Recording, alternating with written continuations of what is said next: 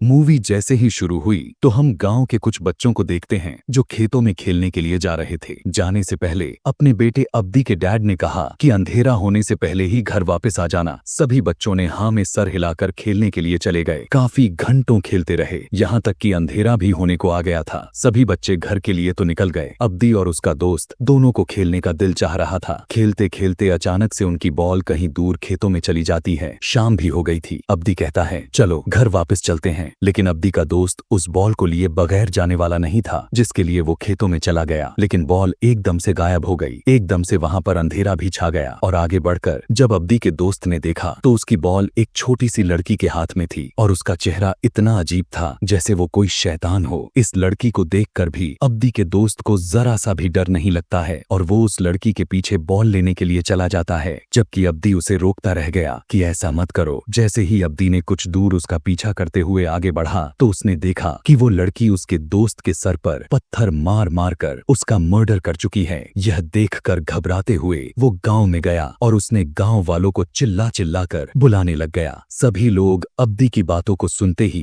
अब्दी के दोस्त को ढूंढने के लिए निकल गए। पता चलता है कि जहां पर अब्दी ने अपने दोस्त को देखा था अब वो वहां पर नहीं था, लेकिन नदी के चट्टानों पर उस बच्चे की लाश मिल जाती है। सब लोग इस हादसे से बहुत ज्यादा डर चुके थे। वो बच्चा जो मरा था उसके डैड को लगता था कि अब्दी ने ही उस बच्चे को मारा है, क्योंकि हर टाइम वही उसके साथ था और वो अपना कत्ल को छुपाने के लिए यह सब कर रहा है। इससे पहले कि अब्दी को उसकी ना की हुई गलती की सजा मिलती, यहाँ पर उसी गांव की एक बड़ी फैमिली का एक मेंबर मिल जाता है और आकर वो अब्दी की ओर से कहने लगता है कि मुझे अब्दी पर यकीन है, यह सब अब्दी ने नहीं किया और अब्दी जो कह रहा है वो सच कह रहा है, क्योंकि ये सारा कांड सुमाला ने किया है और शायद सुमाला आज तक जिंदा है। सुमाला के बारे में ये लोग नहीं जानते थे। तब ये आदमी इन सभी को यहाँ पर सुमाला की कहानी बताने लग जाता है। वो बताता है कि आज से 29 साल पहले इस गांव की सबसे अमीर आदमी की कोई भी औलाद नहीं थी, जिसकी वजह से उसकी अंकल उसके सारी जमीनें लेना चाहते थे ताकि वो जमीन उनके बच्चों के पास चली जाए और इस जमीन का कोई तो वारिश रहे। इस बात को सुनकर सुजीमान को बहुत ज्यादा गुस्सा आ गया और उसने घर के अंदर जाकर अपनी वाइफ को धमकी दी कि अगर 1 साल के अंदर उनका कोई बच्चा पैदा ना हुआ तो वो दूसरी शादी कर लेगा। सुजीमान की वाइफ यह सुनकर बहुत ही ज्यादा उदास हो गई और तभी उसे एक ऐसी औरत के बारे में पता चलता है जो लोगों को बच्चा देने में मदद करती थी। यह जानने के बाद उन दोनों को काफी अजीब तो लगा, लेकिन फिर भी उसने अपनी एक मेड के साथ उस औरत के पास चली गई। यहाँ पर आते ही वो लड़की बताती है कि मुझे एक बच्चा चाहिए और ये बूढ़ी औरत उसे बताती है कि तुम्हारा काम तो हो जाएगा, लेकिन एक बात मैं बता दूं, मैं यह सारा काम काले जादू से करती हूँ और इस काम को पूरा करने के लिए डीमन यानी शैतान मेरी मदद करता है। तुम्हें बच्चा तो मिल भी जाएगा, लेकिन इससे पहले तुम्हें अपने एक कुर्बानी भी देनी पड़ेगी। तुम्हारे पास 2 बेटियां पैदा होंगी, जिसमें से एक बेटी तुम्हारी और दूसरी बेटी शैतान की होगी, और एक का दिल बहुत अच्छा होगा तो दूसरे के अंदर बुराइयां से भरी होंगी शैतान जैसी, और तुम्हें शैतान की बेटी को किसी भी तरह का नुकसान नहीं पहुंचाना होगा, और अगर ऐसा किया तो तुम्हारा सब कुछ बर्बाद हो जाएगा। इस टाइम इस औरत को सिर्फ बच्चा चाहिए था, इसीलिए उसने इस बुढ़िया की सारी बातें मान ली। यहाँ हम देखते हैं कि इस बुढ़िया ने कुछ रिचुअल किया और खून के अंदर कुछ मिलाते हुए वो खून इस औरत को पिला दिया और कहा जाओ, आज से 2 महीने बाद तुम्हें खुशखबरी मिल जाएगी। 2 महीने का वक्त गुजर जाता है और हमें पता चलता है कि सच में वो रिचुअल काम कर गया था। सुजीमान की वाइफ अब प्रेग्नेंट हो चुकी थी। सुजीमान खुशी से यह खबर फैला देने को कह देता है और यहाँ पर सुजीमान, जिसे पहले ही पता था कि उसकी 2 बेटियां पैदा होंगी, पैदा होने से पहले ही दोनों बेटियों की नाम सोचने लग जाती है। उसने एक बच्ची की नाम सुमाला और दूसरी बच्ची का कुमाला सोचा था। वक्त गुजरता है, वो दिन भी आ जाता है जब सुजीमान के घर पर उसकी बेटियों का जन्म होना था। उसके रूम में हम उसके सोफे पर डीमन को बैठा हुआ देखते हैं। जैसे ही सुजीमान की पहली बेटी पैदा होती है तो उसमें कोई भी हरकत नहीं होती, जिससे उन लोगों को लगता है कि वो मर चुकी है। जैसे ही दोबारा बेटी पैदा होती है तो उसे देखकर सभी लोग शौक में रह जाते हैं। उसकी दूसरी बेटी का मुंह डिफॉर्म था, यानी उसका चेहरा बिगड़ा हुआ था। वो बहुत ही ज्यादा बदसूरत थी। जैसे ही सुजीमान ने उसे देखा तो उसका होश ही उड़ गया था और गुस्से से पागल हो गया। वो इतना गुस्से में आ चुका था कि वो बाहर से एक चाकू ले आया और अपनी इस बेटी को मारने लग गया। हालांकि उसकी वाइफ ने उसे मना भी किया क्योंकि उसने डीमन की साथ में डील की थी कि वो इस बच्ची को कुछ नहीं करेंगे, लेकिन सुजीमान को इस डील के बारे में कुछ भी नहीं पता था। इसीलिए उसने चाकू से स्टैब करके उसे मार डाला। उस बच्ची के मरते ही जो पहली बच्ची मरी हुई पैदा हुई थी, उसके अंदर भी एकदम से जान आ गई और वो रोने लग गई। उसकी आवाज को सुनकर सुजीमान बहुत ही ज्यादा खुश हो जाता है और गाँव वालों में यह खबर फैला देता है कि उसकी बेटी हुई है। लेकिन कुछ ही सालों बाद यह मालूम होता है कि उसकी बेटी भी एक तरफ से अपाहिज थी। उसके बॉडी के बाएं तरफ का कोई भी हिस्सा, इवन उसका एक टांग और हाथ, कोई भी काम नहीं कर रहा था और उस बच्चे का नाम उन्होंने कुमाला रखा था। अब यहाँ पर हमें पता चलता है कि सुजीमान भी इसी तरह से पैदा हुआ था, लेकिन फिर उसके कुछ थेरेपीज हुई थी जिसके बाद से वो नॉर्मल हो गया था। कुमाला का भी ये लोग थेरेपिस्ट करवा रहे थे, लेकिन थेरेपिस्ट का कुमाला पर कोई असर नहीं हो रहा था। एक दिन हम देखते हैं कि कुमाला अपने साइकिल के साथ खेल रही थी। जैसे ही उसकी मॉम उसे ऐसा करने से मना करती है तो पता नहीं क्यों उसे बहुत ज्यादा गुस्सा आ जाता है। वो अपनी मॉम के साथ बदतमीजी करती है तो उसके डैड को यानी सुजीमान को यह देखकर और भी ज्यादा गुस्सा आ जाता है और वो उसे उठाकर अपने कमरे में भेज देते हैं, जहां जाकर वो पागलों की तरह अपना सर पटकने लग जाती है। देखकर ऐसा लग रहा था कि जैसे किसी ने उसे पोजेस कर लिया है, लेकिन ये लोग इस चीज को नहीं समझ पाते और कुमाला को पागल समझ लेते हैं। एक पागल को सुजीमान अपनी बच्ची नहीं मान सकता था, इसीलिए उसे अपने काल कोठरी में बंद करवा देता है। सालों गुजर जाते हैं और हमें दिखाया जाता है कि आज भी कुमाला से कोई भी अच्छी तरीके से केयर नहीं करता, प्यार नहीं करता, यहाँ तक कि उसकी मॉम भी नहीं। उसे ये लोग काल कोठरी में बंद करके रखा करते थे, जबकि ये चीजें कुमाला की मॉम को दुख दिया करती थीं, क्योंकि कुमाला की मॉम को अच्छे से याद है डेविल के साथ डील में उसने यह वादा किया था कि वो दोनों ही बच्चियों को बहुत ही लाड़ से पालेगी, लेकिन एक को तो पैदा होते ही मार दिया गया था और दूसरे के साथ भी ये लोग बहुत बुरा कर रहे थे। देखने को मिलता है कि एक दिन कुमाला काल कोठरी से भागकर मार्केट में आ जाती है। मार्केट में बहुत सारे बच्चे थे। बच्चे जैसे ही उसे देखते हैं तो उसके हाथ पैर का मजाक उड़ाने लग जाते हैं, उसको बॉल्स भी मारते हैं और कीचड़ भी उसके ऊपर लगा देते हैं, जिससे कुमाला को बहुत ही बुरा लगता है कि तभी उसी टाइम सुजीमान और उसकी वाइफ उसी मार्केट से गुजर रहे थे। वो अपनी बेटी के साथ ऐसे बुरा सलूक होते हुए देखते भी हैं, लेकिन उसे रोकते तक नहीं। इसके बाद सुजीमान अपने नौकर के जरिए कुमाला को घर बुला लेता है और एक हंटर से उसे बहुत ही ज्यादा मारता है, क्योंकि उसने हमेशा कुमाला को बाहर जाने से मना किया था। यहाँ पर हम देखते हैं सुजीमान की वाइफ की मेड कुमाला से बहुत प्यार करती थी। वो कुमाला को बचाने की कोशिश करती है, लेकिन ज्यादा कुछ नहीं कर पाती। सुजीमान जब उसे मारकर यहाँ से चला जाता है तो सम नामी वही औरत कुमाला के कमर पर दवाई लगाती है, उसे चुप रहने के लिए कहती है और उसे अच्छा फील करवाने के लिए उसे पियानो बजाने के लिए लेकर जाती है। आज उसने कुमाला के लिए एक डॉल भी बना दी थी, जिसे वो उसे गिफ्ट के रूप में देती है, क्योंकि आज कुमाला का बर्थडे था जो किसी और को याद नहीं था। रात में अब कुमाला सो जाती है और आधी रात में उसकी अलमारी का दरवाजा नॉक होता है और उस अलमारी की दरवाजा खोलकर उसके अंदर से सुमाला यानी उसकी दूसरी बहन निकल कर आती है, जिसे उसे डैड ने पैदा होते ही मार डाला था। कुमाला सुमाला के स्पिरिट से डर रही थी, लेकिन सुमाला ने उसे गले लगाकर उसे यकीन दिलाया, नहीं, मुझसे नहीं डरो, मैं तुम्हें किसी भी तरह का नुकसान नहीं पहुंचाऊंगी, क्योंकि तुम तो मेरी बहन हो, मुझे भी तुम्हारे डैड ने मारा था और अब वो तुम्हारे साथ भी बुरा सलूक करते हैं, मैं इन सब चीजों का बदला लूंगी। यह सब बात करने के बाद हम सुमाला की स्पिरिट को अजीब तरीके से हंसता हुआ देखते हैं, जैसे वो कोई घटिया प्लानिंग कर रही हो। यहाँ तक कि शीशे में स्पिरिट नजर भी नहीं आ रही थी। अगले दिन हम देखते हैं कि कुमाला जब पियानो बजा रही थी तब उसके डैड इस आवाज से बहुत ज्यादा तंग हो रहे थे। परेशान हुआ सुजीमान अपनी बेटी के पास आकर उसे थप्पड़ मार दिया। यहाँ पर उसकी वाइफ भी बैठी हुई, जिन्होंने कुमाला को कुछ नहीं कहा और ना ही कुमाला को चुप करवाया। यहाँ पर सम कुमाला को चुप कराया। यह देखने को मिला कि उसकी मॉम भी उससे प्यार नहीं करती थी। अब जिस टाइम सम उसे स्ट्रांग होने के लिए कह रही थी, उसी टाइम उसके बॉडी में एक बहुत ही बड़ा चेंजेस आता है। वो उठ खड़ी होती है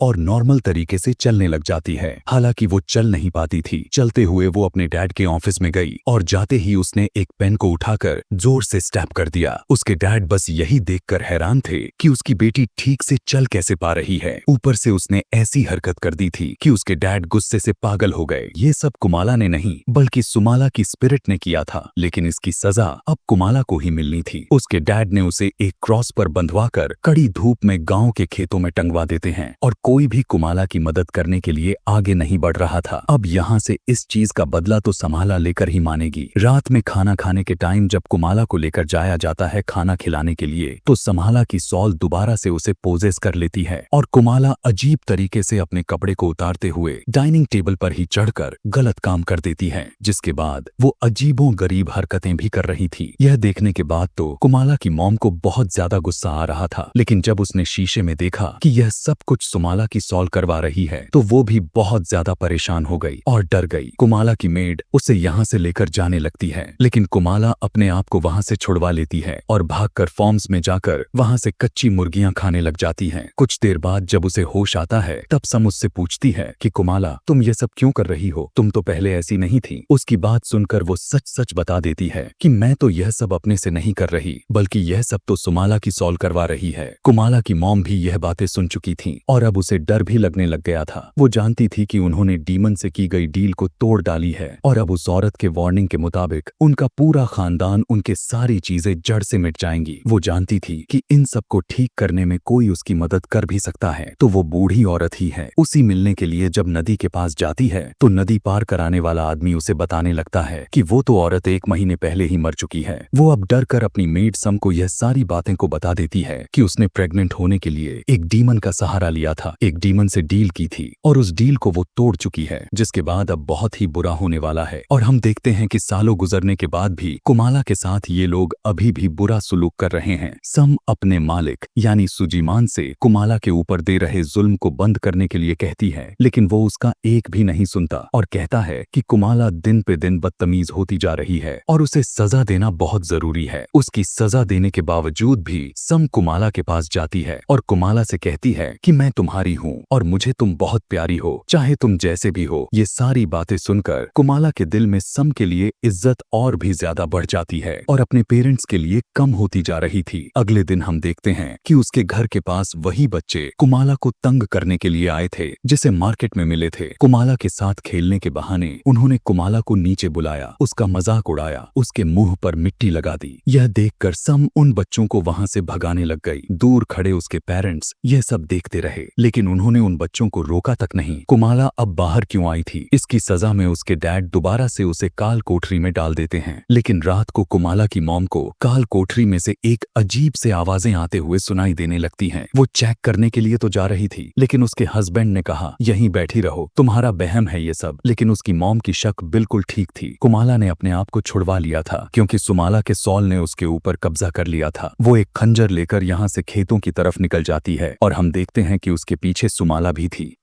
वो उसी बच्चे के पास गई जिसने उसे हैंडीकैप होने का मजाक उड़ाया था। वो बच्चा कुमाला को सही से चलता हुआ देखकर और उसके पीछे सुमाला को देखकर वो बहुत ही बुरी तरह से डर गया। इससे पहले कि वो भागकर अपने घर की तरफ बढ़ता, कुमाला ने उसे पीछे से पकड़ लिया और अपने हाथ में पकड़ा हुआ खंजर उसके पीठ पीछे जोर से स्टैब कर दिया और उसे बहुत ही बेरहमी से मार डाला। अब उसके बाकी के 2 साथी जो अभी भी रात के बाहर निकले हुए थे, कुमाला अब उन दोनों के पास गई। पहले तो उसने उन्हें खूब डराया, उनका मजाक उड़ाया उसी तरह से जैसे वो उसकी उड़ाए थे, और फिर वो उन पर हमला करके उन दोनों को मार डाला। वो तीनों बच्चे जो रात में मरे थे, अगले दिन उनके पेरेंट्स और पूरे गांव वाले उन्हें ढूंढने लगे, लेकिन कहीं पर भी वो बच्चे नहीं मिले। तब गांव वालों ने तीसरे दिन दूसरे गांव में जाकर ढूंढने का फैसला किया और तब तक किसी भी बच्चे को सूरज ढलने के बाद घर से बाहर निकलने से मना कर दिया गया। अब बाकी सारे बच्चे अपने पेरेंट्स के कहने के मुताबिक घर के अंदर ही छुपकर बैठे हुए थे और सारे लोग यही बात कर रहे थे कि क्या पता वो तीनों हमें तंग करने के लिए ऐसा कर रहे हो। अभी वो यह सोच ही रहे थे कि वहां पर कुमाला ने आकर बच्चों के सामने बॉल को रख दी। फिर वो बॉल उठाकर बाहर ले गई। सभी बच्चे बॉल लेने के लिए बाहर चले गए। हालांकि एक बच्चे ने कुमाला के हाथ में खंजर को नोटिस भी कर लिया था, लेकिन फिर भी वो कुछ ना समझ पाया और बाहर निकलने पर कुमाला ने सारे बच्चों को काफी दर्दनाक तरीके से मार डाला। अब जैसे ही सुबह हुआ तो गांव वालों को सभी बच्चों के लाशें मिलना शुरू हो जाते हैं। 2 लाश को कुएं के पास ढेर सारी पत्तों के पास छुपाया गया था, जबकि जबकि एक लाश को कुएं के अंदर डालकर छुपाया गया था, क्योंकि जब सम ने पानी निकाला तो कुएं के अंदर पानी की जगह खून था। बाकी सब बच्चों की लाश खेतों में पड़ी हुई थी। उन सभी के सर को उसके धड़ से अलग कर दिया गया था। सभी बच्चों के सर को एक डंडे में एक तरह से पिरोया गया था, जैसे माला की मोती हों, एक के बाद एक ऊपर नीचे करके, जिसे देखकर सभी लोग बहुत ज्यादा डर गए थे। यहाँ तक कि सुजीमान के तो होश ही उड़ गए थे। अब इन सारे बच्चों के लाशों के पास क्योंकि कुमाला की डॉल मिली थी, तो सबको लगा कि यह सब या तो कुमाला ने किया है या फिर उसके डैड ने। जैसे ही गांव वाले सुजीमान के घर आए तो सुजीमान ने उनसे कहा कि तुम्हारे पास कोई सबूत है कि यह सब मैंने किया है, और अगर तुम मेरी बेटी के ऊपर इल्जाम लगा रहे हो तो यह सब वो आखिर कैसे कर सकती है? वो तो ठीक से चल भी नहीं पाती। सुजीमान भी मान नहीं सकता था कि यह सब कुमाला ने ही किया है, लेकिन फिर वो सोचने लग जाता है कि कभी कभी तो वो सही से चलने भी लगती है और अजीबो गरीब तरह से हरकतें भी करती है। हो सकता है कि यह सब उसने ही किया हो। वैसे तो उसे रात में काल कोठरी में बंद कर दिया जाता था, तो फिर वो बाहर कैसे चली गई? यही सब सोचते हुए सुजीमान जब काल कोठरी में जाता है तो देखकर आश्चर्य हो जाता है कि वहां पर तो एक बहुत बड़ा सुराख था जिसे बोरियों से ढंकी गई थी। अब यहाँ पर सुजीमान को यह बात कंफर्म हो गई कि उसकी बेटी ने ही वो सारे मर्डर किए हैं। यहाँ पर अब डरते हुए पहली बार कुमाला की मॉम बोलती है और बताती है ये सब कुमाला ने नहीं बल्कि सुमाला के सॉल ने किया है। उसे यकीन दिलाने के लिए कुमाला की मॉम यह भी बताती है कि उन्होंने खुद सुमाला की सॉल को अपने आंखों से देखा था। अब इन बातों के पीछे कितना सच है यह सब जानने के लिए सुजीमान कुमाला के रूम में जाता है और उससे वादा करता है कि अगर तुम मुझे सच बताओगी तो मैं तुम्हें कोई भी किसी भी तरह का नुकसान नहीं पहुंचाऊंगा। बताओ इस सब के पीछे कौन है? और यहाँ पर कुमाला बता देती है कि इस सब के पीछे सुमाला की सॉल है। कुमाला बताती है कि मैंने उसे बहुत रोकने की कोशिश की, लेकिन वो किसी भी बात को मानने को तैयार ही नहीं हो रही थी। कुमाला यह भी बताती है कि सुमाला के सॉल ने उससे वादा भी किया है कि जितने भी लोग कुमाला को परेशान करते हैं वो उन सबको मार देगी। और यहाँ पर सुजीमान को अपना ही डर हो गया था, क्योंकि सबसे ज्यादा टॉर्चर तो उसने ही उसके ऊपर किया हुआ था। डरते हुए भी वो नीचे जाता है और अपने नौकर को और भी ज्यादा जोर से कुमाला को काल कोठरी में बंद करने को कहता है, ताकि वो सही से चल ना पाए और सुमाला की सॉल उससे कुछ करवा ना पाए। इसके बाद वो शमन के पास गया इन सारी चीजों के इलाज के लिए। शमन ने यहाँ पर कुछ मंत्र पढ़े, इस कहानी को जानने की कोशिश की, आखिर क्यों कुमाला के पीछे वो सॉल पड़ी है।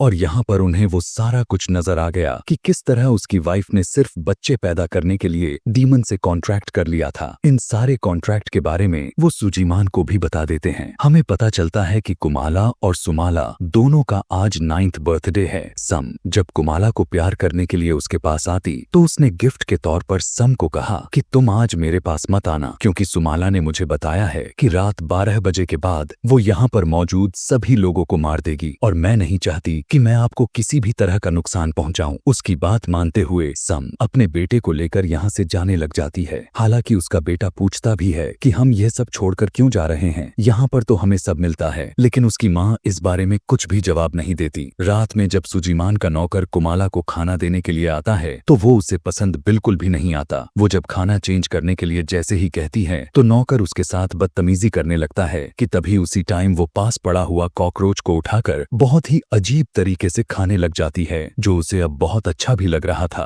यह देखने के बाद उस नौकर का दिमाग ही घूम जाता है कि आखिर ऐसे कैसे खा सकती है। सीन को काटकर हमें सुजीमान और शमन को दिखाया जाता है, जहां सुजीमान शमन से यह सब कुछ ठीक करने के बारे में पूछ रहा था कि तभी अचानक से शमन की आंखें वाइट हो गईं। शमन ने बताया कि आज डीमन यानी सुमाला कुमाला पर पूरी तरह से अपना कब्जा बना लेगी और हर चीज तबाह कर डालेगी। यह सब कुछ ठीक करने के लिए और उसकी पावर को कम करने के लिए शमन उसे एक खंजर देता है। वो कहता है कि तुम बस उसके पावर्स को कम करके मेरे पास लेकर आना, बाद में मैं उसे संभाल लूंगा। उसने सुजीमान से यह भी कहने लग गया कि अगर चीजें तुम्हारे हाथ से निकल भी जाए और तुम उसे यहाँ पर ना ला पाओ तो तुम इस खंजर को कुमाला के दिल में स्टैब करके उसे वहीं पर मार देना, क्योंकि हम लोग शैतान के इस बच्चे को इस दुनिया में ऐसे ही आजाद घूमता हुआ नहीं छोड़ सकते, वरना वो इंसानों को बार बार मारता रहेगा। यहाँ पर हम साफ साफ देख पाते हैं कि अब कुमाला ने खुद को आजाद साथ करवा लिया है, जबकि हमें तो अच्छे से पता है कि इसमें किसी और का नहीं बल्कि सुमाला का ही हाथ है। वो नौकर के कमरे के बाहर आकर रोने का ड्रामा करने लग जाती है। जिस नौकर ने उसे अच्छा खाना नहीं दिया था, ये नौकर जब कुमाला को पकड़ने की कोशिश करता है तब कुमाला उसे मारने की कोशिश करने लग जाती है। वो आदमी डर कर वहां से भागने लग जाता है और अब कुमाला उसके पीछे पड़ जाती है। वो आदमी अपनी जान बचाने की बहुत कोशिश कर रहा था, लेकिन कुमाला ने दरवाजे पर स्टैप कर करके दरवाजे को ही तोड़ दिया और फिर घर के अंदर आ गई। वो आदमी उससे बचने के लिए भाग तो रहा था, लेकिन पीछे से कुमाला ने चाकू को गोल गोल घुमाते हुए उसके तरफ फेंका, जिससे जो जाकर सीधा उसके शरीर में स्टैप हो गई और वो वहीं पर मर गया। यहाँ से सीधा हमें कुमाला के मॉम को दिखाया जाता है, जिसकी आंख पियानो की आवाज से खुली थी। उसकी मॉम जब नीचे की तरफ आई तब उन्होंने देखा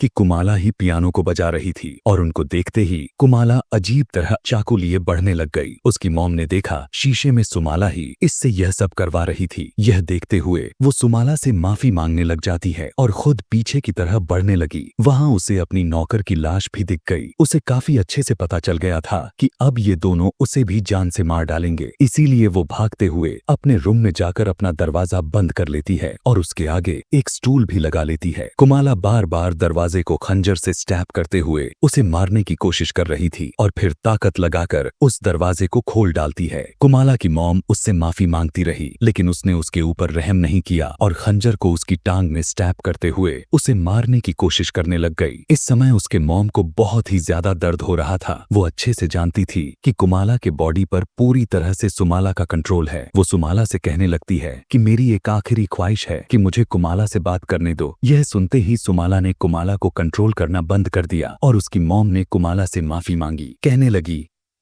कि मैंने हमेशा अपने आप को डांट से बचाने के लिए तुम पर जुल्म होने दिया। मैं बहुत बुरी माँ थी। अपनी माँ को इस तरह से माफी मांगते हुए देखकर कुमाला को बहुत ज्यादा बुरा लगने लगता है। वो अपनी माँ को माफ करना तो चाहती थी, लेकिन तभी सुमाला ने दोबारा से उसके बॉडी पर कंट्रोल ले लिया और उसके हाथ को काटते हुए उसके बॉडी में भी स्टैप करके उसे मार डाला। इतने ही देर में सुजीमान भी घर आ गया था। घर के अंदर आने के बाद सबसे पहले उसे नौकर की फिर अपनी वाइफ की लाश देखने को मिलता है, जिसे देखते ही वो बिल्कुल टूट जाता है। उसे तो पता था कि सुमाला को मारने और कुमाला को गलत तरह से टॉर्चर करने में सिर्फ उसकी ही गलती थी, लेकिन सजा तो उसकी वाइफ को मिल चुकी थी। अभी वो यही सब सोच ही रहा था कि अचानक से अपने रूम में रखा हुआ चेयर हिलने लग जाती है, जिस पर उसने देखा कि चेयर पर कुमाला बैठी हुई थी और सुमाला चेयर को हिला रही थी। उसके देखते ही सुमाला अपने बहन के बॉडी के अंदर चली गई और पूरा कंट्रोल लेते हुए अपने डैड को मारने के लिए आगे बढ़ने लग गई। अपने आप को बचाने के लिए सुजीमान अपने घर से बाहर निकल जाता है और गांव में जाकर घंटी को बजाकर शोर मचाने लग जाता है। सबको जगाने के बाद उसने सबको अपनी वाइफ और अपने नौकर के मरने के बारे में बताया। गांव वाले फौरन उसके घर पर जाते हैं और 2 लाशों को देखकर उनको भी दुख होने लग जाता है। सुजीमान ने किसी को भी यह बिल्कुल भी नहीं बताया कि ये दोनों मर्डर उसकी बेटी कुमाला ने ही की है। वो सभी से कुमाला को ढूंढने के लिए कहता है और बताता है कि उसे और कुमाला को एक शमन के पास लेकर जाना है। उसकी यह बातें सुनकर सबका दिमाग हिल जाता है और वे सभी समझ जाते हैं कि जरूर इन दोनों को कुमाला ने मारा है और कुमाला ने ही गांव के बाकी बच्चों को भी मारा था। इनके सर पर खून सवार हो जाता है और वो सभी कुमाला को मारने के लिए निकल लेते हैं। दरअसल कुमाला को मारना नहीं था। यह बात सुजीमान समझाता इससे पहले कि गांव वाले यहाँ से उसे मारने के लिए निकल गए। अब सुजीमान इस खंजर और रस्सी के साथ कुछ चीजें लेकर कुमाला को ढूंढने के लिए निकल जाता है। कुछ दूर आगे जाने पर कुमाला उसे दिख भी गई, लेकिन उसी टाइम वो जंगल की तरफ भाग गई। खेतों में जैसे ही सुजीमान आता है तो कोई अचानक पीछे से उसके ऊपर हमला कर देता है। ये कुमाला ही थी। अपने आप को बचाने के लिए सुजीमान ने पास पड़े हुए पत्थर को उठाकर कुमाला के सर पर वार किया और उसे वहीं पर बेहोश कर दिया। वो उसे मारना तो चाहता था, लेकिन वो ऐसा नहीं करता क्योंकि वो अच्छी तरह से जान गया था कि इन सब में उसका कोई कसूर गलती है ही नहीं। इस सब में गलती तो सुमाला और उसकी वाइफ की ही थी। अपनी बेटी को प्यार न करने की वजह से उसे बहुत दुख और पछतावा हो रहा था। वो वहीं पर फूट फूट कर रोने लग जाता है। उसने फौरन से अपने बेटी को बोरी में बंद कर दिया, लेकिन तभी उसने देखा कि वो तो अचानक बोरी से गायब हो गई है। सुमाला ने असल में उसे बोरी से बाहर निकाल दिया था और वो दोबारा अपने डैड के ऊपर हमला कर देती है, लेकिन इस बार सुजीमान इस मौके को हाथ से निकलने नहीं देना चाहता था। अचानक से वो कुमाला के दिल की तरफ हमला कर देता है और फाइनली वो गिर जाती है और कुछ ही देर बाद हंसते हुए उसे दोबारा से होश आ जाता है। सुजीमान उसे देखकर बहुत ही बुरी पूरी तरह कंफ्यूज हो चुका था। तब कुमाला ने उसे बताया कि जब से सुमाला यानी मैं उसके बॉडी में आई हूँ तब से इसकी पूरी बॉडी बदल सी गई है। इसके दिल को मैंने बाएं तरफ से दाएं तरफ कर दिया और क्योंकि तुम्हें इसके दिल पर वार नहीं किया इसीलिए ना ये मरी और ना ही मैं। अब यहाँ पर कुमाला अपने डैड के हाथ से खंजर को लेकर उसका पेट को चिर डालती है, यहाँ तक कि उसकी अंतड़ियां बाहर तक आ चुकी थीं और उसके बाद उसने पास पड़ी हुई 2 छोटी छोटी लकड़ियां उठाकर सुजीमान के आंखों में जोर से स्टैब कर दिया। सुबह में दिखाया जाता है कि गांव वालों को खेतों में सुजीमान की बॉडी क्रॉस से लटकती हुई मिली, जैसे उन्होंने कुमाला को सजा दी थी। यहाँ से सीन को प्रेजेंट में लाया जाता है और हम उसी आदमी को देखते हैं जो ये सारी कहानी यहाँ के गांव वालों को सुना रहा था। दरअसल ये लड़का असल में सम का ही बेटा था जो उस रात घर छोड़कर चली गई थी, इसीलिए उसकी और उसके बेटे की जान बच गई थी। वो बताता है कि अभी तक अगर बच्चों की जान जा रही है तो सुमाला अभी भी इस गांव में जिंदा है और बचे हुए सभी बच्चों को बचाने के लिए हमें किसी तरह सुमाला को पकड़कर उसे खत्म करना होगा। और सुमाला के मिलने तक वो गांव वालों से यह कहता है कि अपने बच्चों को रात में बाहर किसी भी कीमत पर नहीं निकलने देना होगा। सभी लोग उसकी बात को मानते हुए अपने अपने घर चले जाते हैं और रात में हमें उस बच्चे के डैड को दिखाया जाता है जिसे मूवी के शुरुआत में सुमाला ने मारा था। उसे अपने आदमी की बातों पर बिल्कुल भी विश्वास नहीं था। उसे लगता है कि उसके बेटे की मर्डर अब्दी ने ही किया है। वो रात में अब्दी को मरने के लिए अब्दी के घर के पास आ गया था कि तभी उसे वहीं पर सुमाला दिख जाती है जो इस टाइम वो मरे हुए एक आदमी की बॉडी को बहुत ही बुरी तरह से खा रही थी। और यही दिखाते हुए ये कहानी, ये मूवी यहीं पर खत्म हो जाती है।